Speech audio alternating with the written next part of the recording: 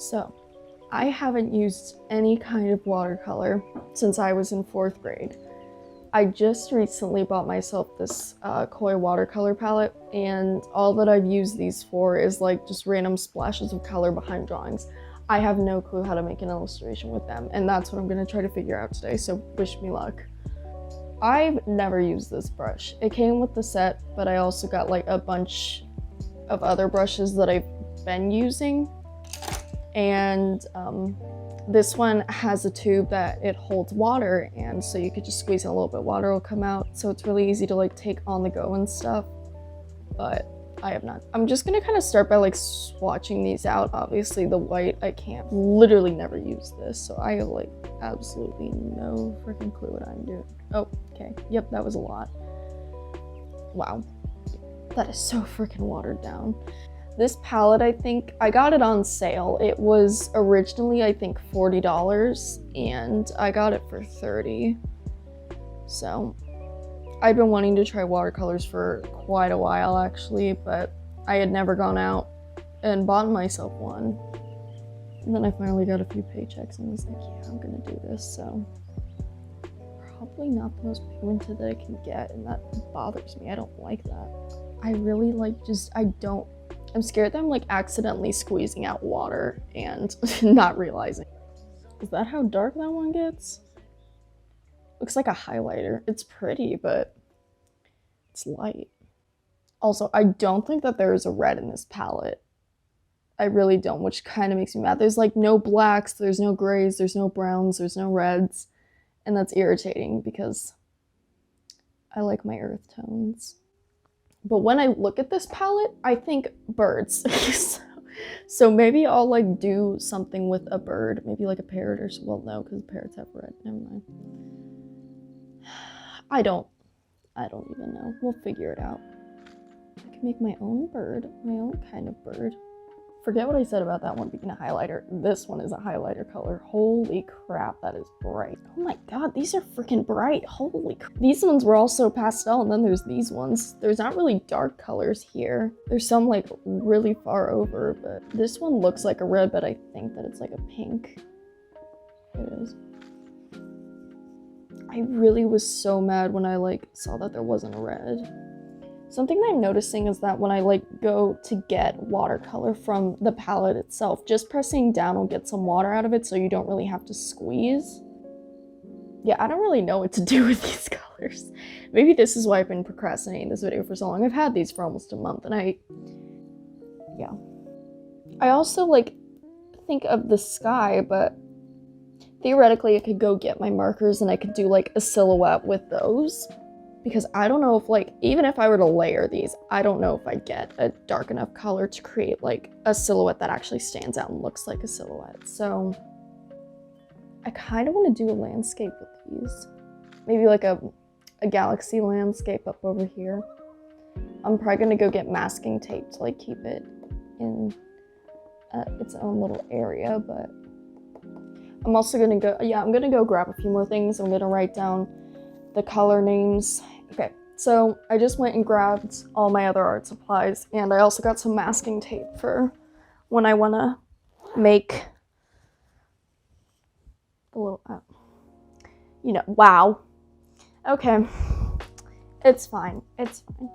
Also, I'm wondering if these sponges would like create like a stippling effect, or if they're just to like pick up the water. Oh, it does make a stippling effect. That's kind of cool. I could totally use that to my advantage. Okay, so it's like the 250s to the 290s, like all of these colors in this palette. So I don't know how the numbers system works for Koi. I don't know, because I don't really know like if one of these numbers represents saturation, one of them represents lightness, one of them represents hue or something. I don't know. But these are all very light colors. Now, in the palette, like 265 and like 269, here they are. They look a lot darker in the palette. So I'm wondering, let me actually try this. If I were to layer it, if it's actually gonna get any darker than that. It doesn't look like it. And also, another thing is that when you put water like on it, it like lightens up. And when I first did that, when I had first like cracked open the palette and I decided to like try messing around with those colors, I noticed that right away and I thought that that was kind of weird, but I'm just dragging everything through these paints today. Isn't that amazing? But to like test the white, I think I'm gonna take, where's my, oh, it's right here. It's literally in my lap, and I'm gonna take a black Copic marker. Just gonna bloop. Okay. So Copics are alcohol based, so I don't think that they'll mix too much with, well, I don't know. Copics are alcohol based, so they dry very fast. So I'm gonna try, hello. Hello, sir. I mean, it creates like a really pretty like shimmer effect, but it's not really opaque by any means. So it is pretty though. Yeah, when I look at these, I just think of maybe like a sunset or something, maybe a galaxy, because these colors don't get too dark and they're not like too saturated, except for these colors, but I'm probably not going to use these. I'm probably going to stick more with these and these two, or these three. Yeah, I'm trying to think of what I should do for this. So I'm gonna draw myself a little section where I'm gonna test these colors. And another thing is that since I'm doing a sunset, I'm probably gonna like have clouds and whatnot. And so because of that, I'm gonna have to wait a few times for things to dry, but I'll go ahead and just, I don't know how the pencil and the watercolor are gonna mix. I feel like it's gonna like smudge and really make the watercolor yucky, so I'm gonna just ink this box and then I'll erase the pencil. And then I'll start putting in color. So I feel like the first color that I see when I look at the sunset is probably like a yellow. This is gonna be a lot easier to do on a smaller scale. And I've only swatched out these colors. I haven't like tested how light or how dark they get. So this is an experiment to see. More water, I know, means that it's gonna be lighter. Less water, it's gonna be more saturated and darker. I don't really know how I feel about this brush. I mean, it's not bad. I'm not saying that's bad at all, but it's just like very stiff, which is good for control.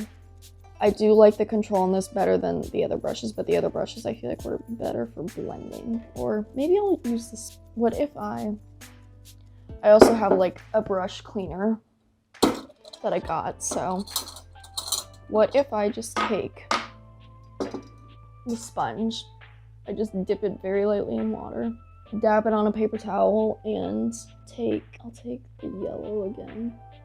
Now I can't tell that it's actually on there because the sponge is also yellow. I actually like don't hate that until I went and tried to pat it dry.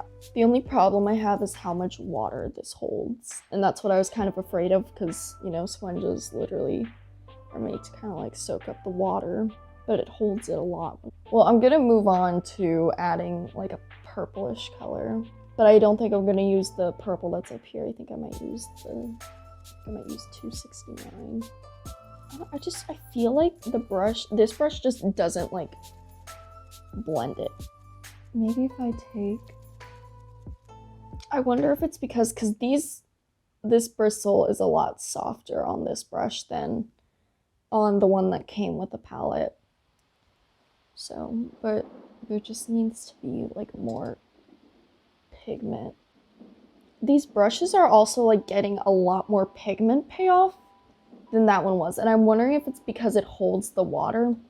And so, like I said, when I push like just down into the palette just to pick up the color, water gets out onto it, so it waters it down and it takes away the pigment. But on like down here in this little illustration, this like kind of thumbnail that I'm doing, it's a lot more saturated, and so I might just swatch it out again, but with like this brush. I'm still trying to tell how I feel about this, so I'm gonna move this just a little bit because it's annoying me. What if I kind of want to, it also came with like this mini like palette mixer. So I'm gonna take this purple, a lot more preferably. Some of the blue, I don't care that I just mixed it in there. I probably should, but I don't. That is a pretty color. I really like that color. I should have brought my blow dryer with me to help this dry faster. Because I'm impatient, I'm going to take this like purplish blue color that I just mixed. And I'm gonna like splotch on some clouds. Well, good news is that I actually don't hate this. I don't really know what the bad news is. I was just kind of saying that, so. But I'm gonna take this, what if I take that color? Ooh, what if I like made it more, well, it's too late for that, but I could try and making the clouds curved like towards the center to make it seem like you're looking up. But I'm gonna take, it's overall pretty well dried, so I'm gonna take my marker. I'm gonna have like some on the top. I'm just gonna kind of like fill this whole section down here in. So I don't know if the camera's really picking this up well, but because the paint underneath isn't completely dry, it's like separating with the marker, and so it's creating like this weird texture with the marker. But it's, I mean, it's fine. I can work with it, but since I'm gonna actually like do a full illustration up here, I'm not gonna let the marker do that. So okay, so I'm gonna take my white gel pens and I'm gonna add stars. Yeah, I want to do that. I'm glad that that worked out on the first try, so I don't want to like do like a huge illustration over here. This masking tape is giving me a lot of trouble today that I didn't ask for. If I just like, wow. Finally, okay. That was like 2 minutes of absolute wasted time. Oh, my hoodie sleeves are getting caught on everything, but it's okay. It bothers me that it's like narrowing out, but I can't really do anything about it now. So I'm gonna have to just live with my mistakes and move on. So where's the like fattest brush that I have? That's a pretty fat brush, so. There we go.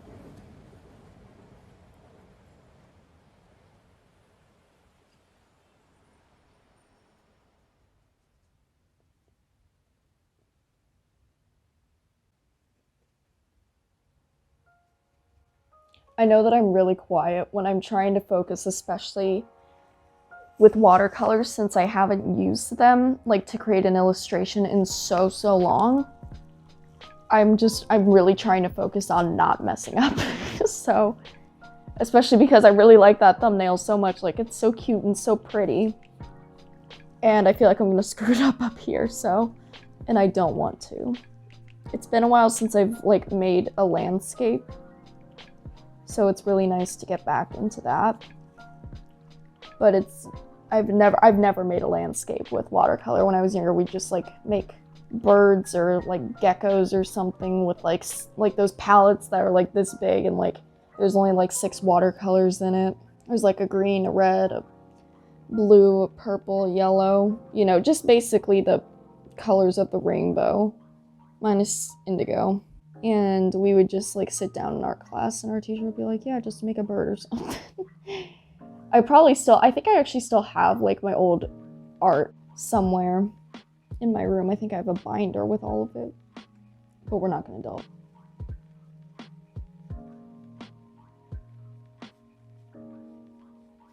I need a drink, it's been a minute. I've been in here recording this video for like an hour, and that's longer than any of the other videos I've recorded. I always have my art done in like under an hour, but spent a lot of experimenting and obviously swatching out the colors. But I'm having a lot of fun with this. It's really nice to like go into a different medium than what I'm used to. It's good, I think, as an artist to step out of your comfort zone every once in a while and experiment with things that you're not used to.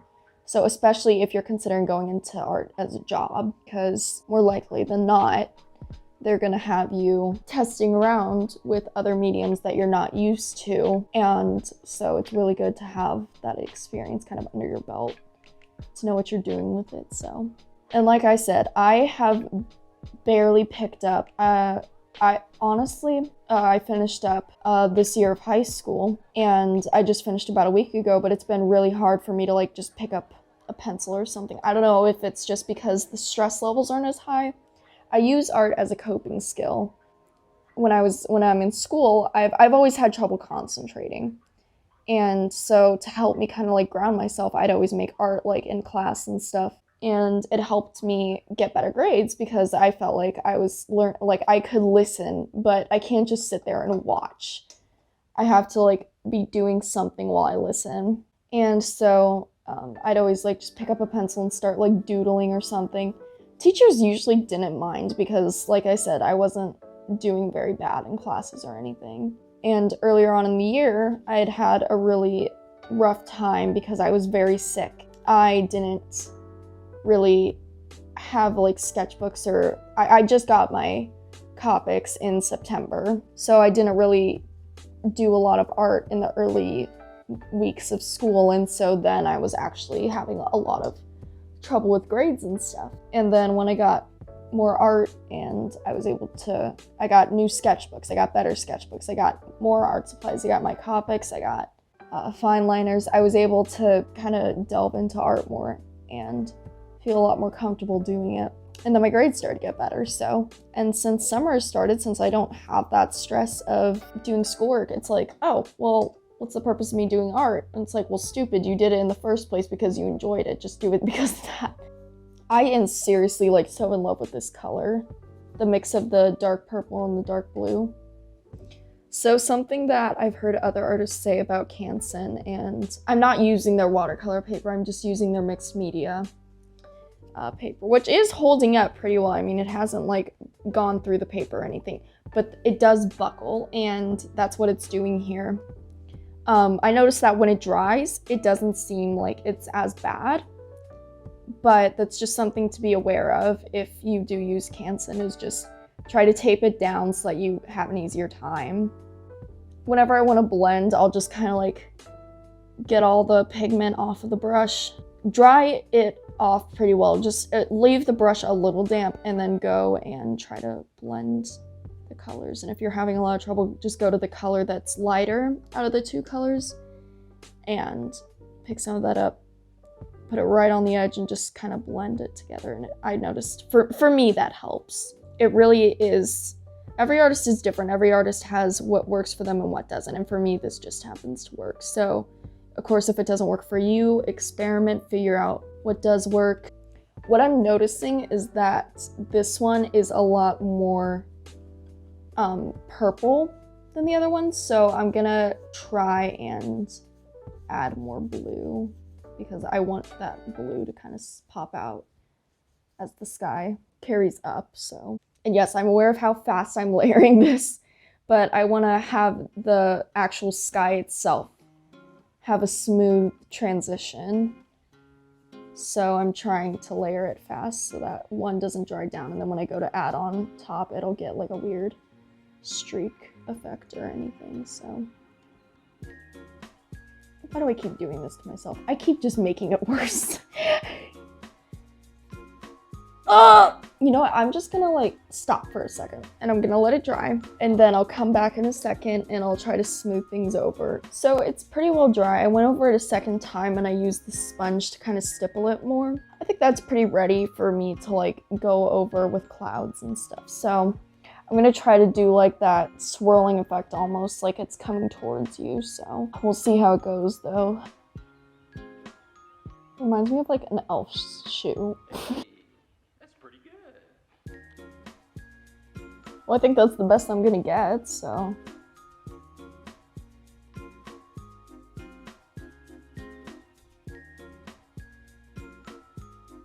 I'm really trying to get that pigment payoff. I want this corner up here to be the darkest point in the painting. So I'm really trying to like pack it on there. I don't like how like curved these clouds are. I wish I could like actually leave one.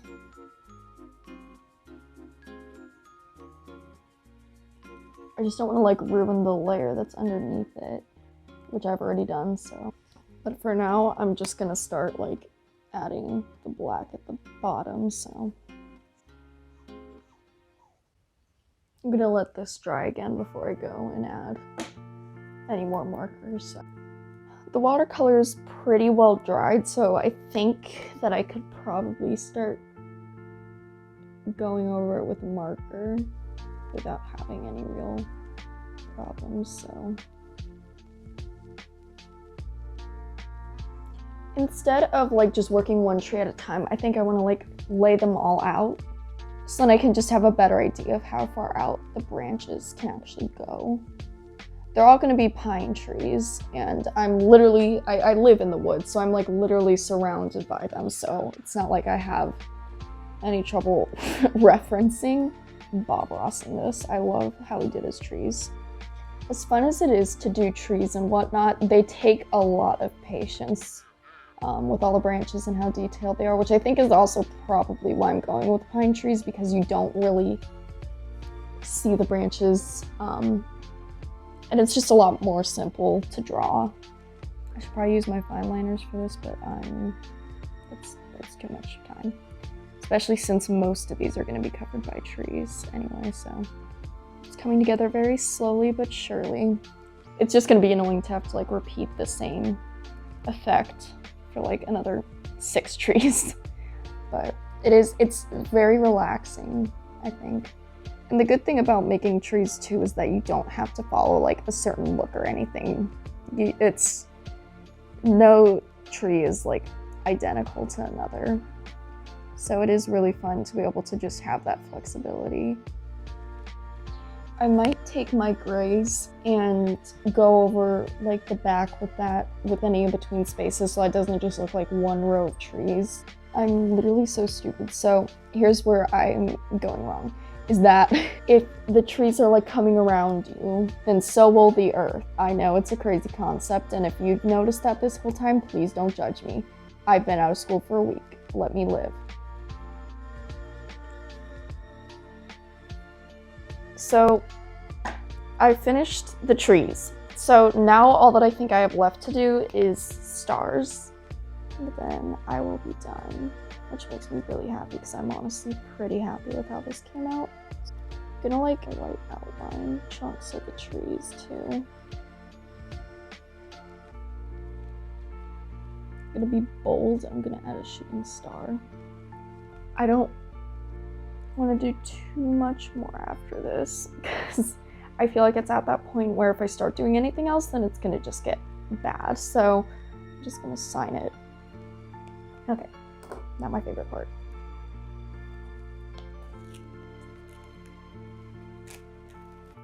I'm mad because it's like tearing up the paper, but that's that. And so this is probably gonna be it. So, yep. All right. Thanks for watching and seeing my train wreck of trying to figure out what I wanted to do. So, see you in the next video. Bye.